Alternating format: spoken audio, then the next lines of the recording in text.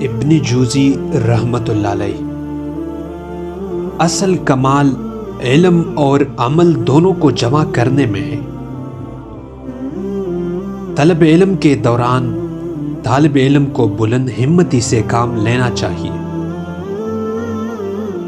کھانے سے بھوکا اور حکمت سے سیر رہے، اچھے لوگوں کی صحبت اختیار کر، اس طرح تمہارے افعال میں ان کے افعال کا رنگ پیدا ہو جائے گا۔ کمینوں کے مقابلے میں خاموشی سے مدد و معاونت طلب کر، برا نہ ہونا بھی نیکی ہے۔ ہر سانس ایک خزانہ ہے، ایسا نہ ہو کہ تمہارا کوئی سانس بیکار جائے اور قیامت کے دن اپنے خزانے کو خالی دیکھ کر تمہیں شرمندگی اٹھانی پڑے۔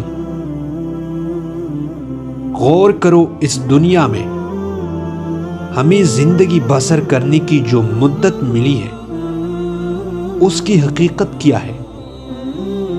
قیمتی لمحات کو ضائع نہیں کرنا چاہیے۔